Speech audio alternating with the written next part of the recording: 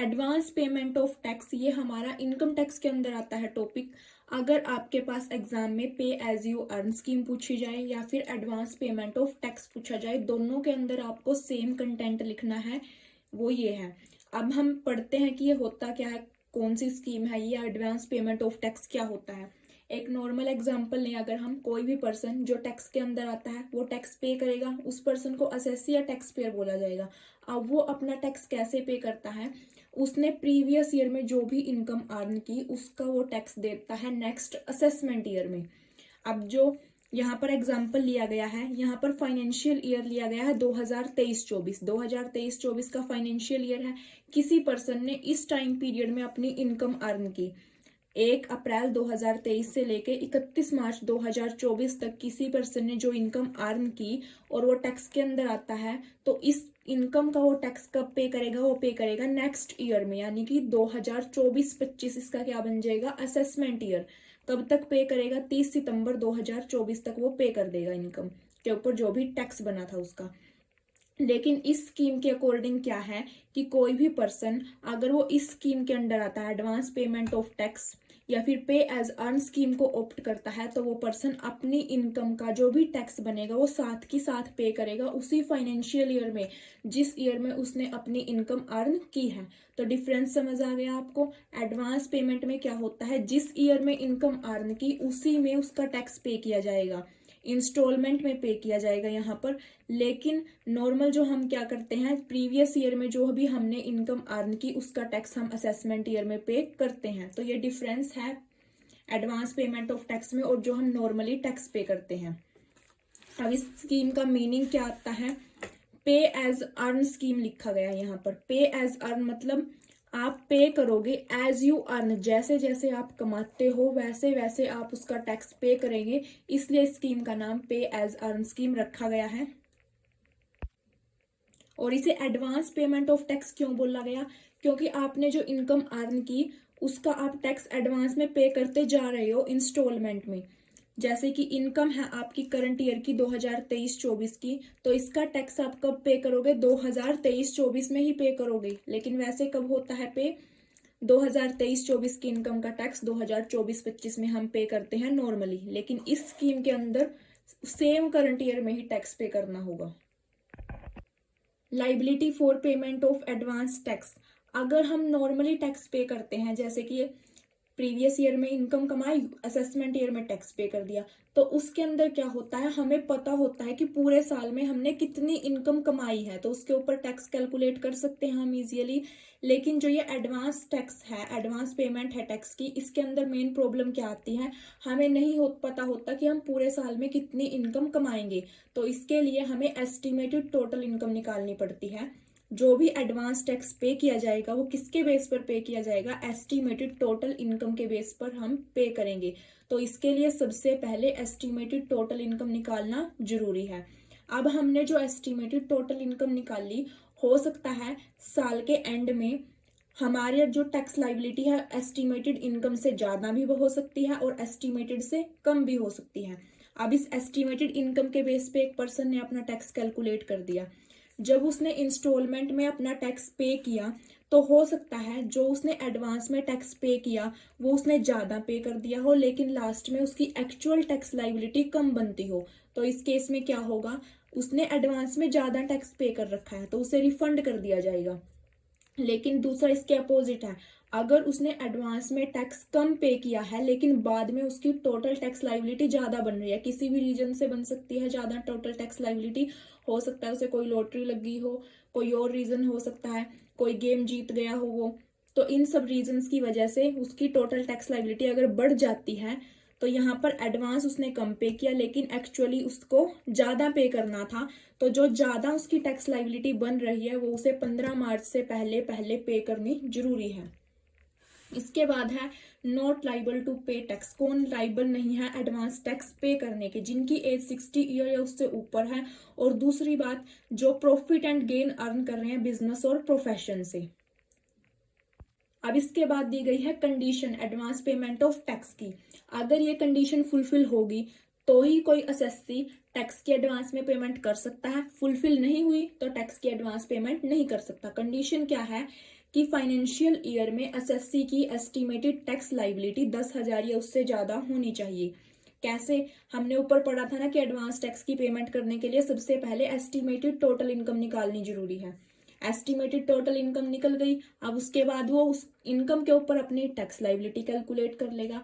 अगर उस financial year के दौरान एसएससी की टैक्स लाइबिलिटी 10,000 बन रही है या 10,000 से ज्यादा बन रही है तो वो एलिजिबल है एडवांस टैक्स पे करने के लिए। अगर बन रही है 10,000 से कम, 10,000 से चाहे 1 रुपया भी कम हो तो भी वो एडवांस पेमेंट नहीं कर सकता टैक्स की। अब यहाँ पर मेन रीजन क्या है इस कंडीशन को लगाने का? जैसे कि हम जो स्कीम पढ़ रहे हैं एडवांस पेमेंट वाली या फिर पे एज अर्न स्कीम, ये स्कीम लाई क्यों गई थी, इसके पीछे रीजन क्या है? कोई पर्सन अगर जिसकी इनकम ज्यादा है तो वो पर्सन साल के एंड में, मतलब कि जब असेसमेंट ईयर में अपना टैक्स पे करता है तो उसके ऊपर बर्डन ज्यादा होता है। अब जिसकी इनकम ज्यादा है उसे टैक्स भी ज्यादा देना पड़ेगा और उसके ऊपर बर्डन भी ज्यादा होगा।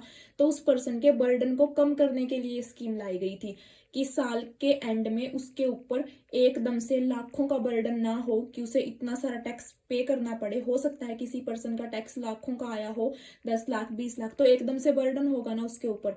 तो उसके बर्डन को कम करने के लिए, ताकि वो साथ की साथ टैक्स पे करता रहे, इसलिए स्कीम लेके आई थी।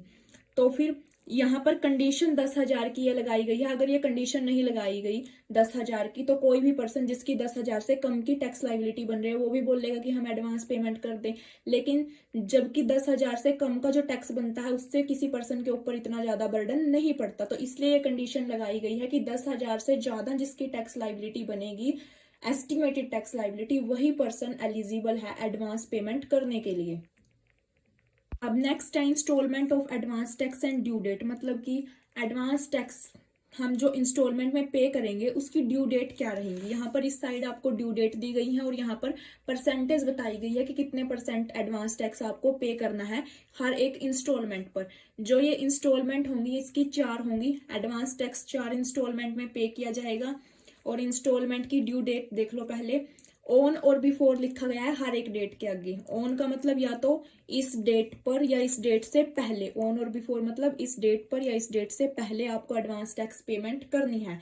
तो 4 इंस्टॉलमेंट हैं, चारों की डेट सेम है 15 15 15।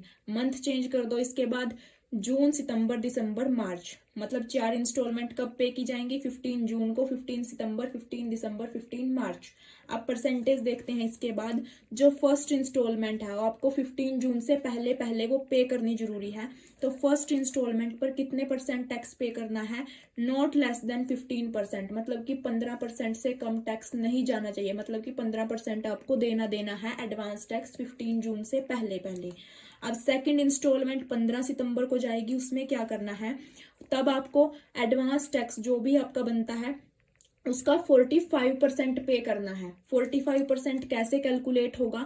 45% में से जो पहले आपने पे कर दिया 15%, इसको लेस कर दो। 45 माइनस 15 मतलब कि 30% आपको पे करना है अब यहाँ पर। अब इसके बाद थर्ड इंस्टॉलमेंट 15 दिसंबर को जाएगी, यहाँ पर आपको 75% पे करना है, नॉट लेस देन 75%, मतलब कि 75% से कम नहीं होना चाहिए, 75% आपको पे करना है। 75 कैसे कैलकुलेट होगा?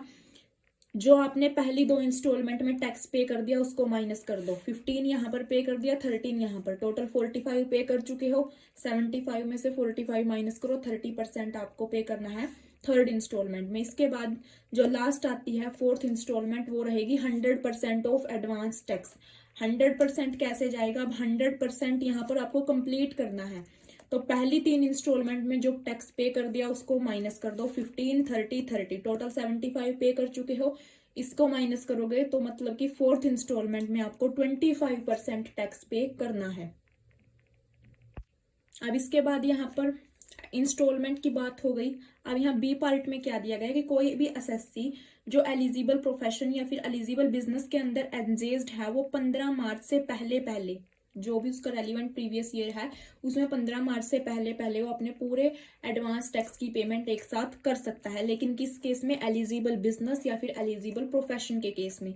सेकंड यहाँ पर क्या पॉइंट है कि कोई भी एडवांस टैक्स की पेमेंट अगर 31 मार्च से पहले की गई है, वैसे एक्चुअल में यहाँ पर लास्ट इंस्टॉलमेंट की डेट थी 15 मार्च, याद रखना ये 15 मार्च लास्ट इंस्टॉलमेंट की डेट है, लेकिन फिर भी अगर कोई एसएससी एडवांस पेमेंट करता है टैक्स की 31 मार्च से पहले, तो उसको भी एडवांस टैक्स ही ट्रीट किया जाएगा।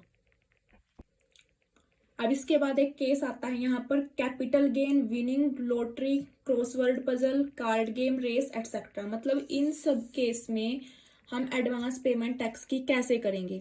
एडवांस पेमेंट के लिए हमने क्या पढ़ा था कि एस्टिमेटेड टैक्स लाइबिलिटी होनी चाहिए, एस्टिमेटेड टैक्स आपको कैलकुलेट करना पड़ेगा। लेकिन एकदम से अगर किसी को कैपिटल गेन हो गया, उसने कोई लॉटरी जीत ली, कोई पजल जीत ली, कोई कार्ड गेम खेल रहा था, हॉर्स रेस थी, तो इन सब में एकदम से उसको प्रॉफिट हो गया अगर, तो उसका हम एडवांस में पता नहीं लगा सकते ना, एस्टिमेशन नहीं लगा सकते, वो एकदम से होता है। तो यहाँ पर उसने इनकम अर्न की, तो इसकी वो पेमेंट कैसे करेगा। तो इस केस में क्या होगा, इस टाइप की जो इनकम दी गई है, इनका हम स्टार्टिंग में, मतलब कि शुरू में एस्टिमेशन लगाना पॉसिबल नहीं है।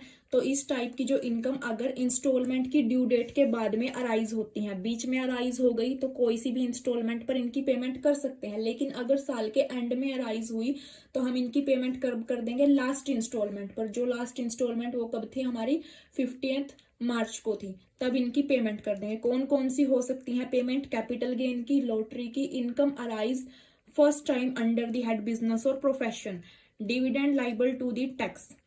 तो अगर कोई इनकम बिजनेस और प्रोफेशन से फर्स्ट टाइम अराइज हो रही है, उसका भी हम पता नहीं लगा सकते, क्योंकि हमारा बिजनेस स्टार्ट हुआ है, फर्स्ट टाइम हम बिजनेस कर रहे हैं, हमें नहीं पता हमारा बिजनेस कितना अर्न करेगा।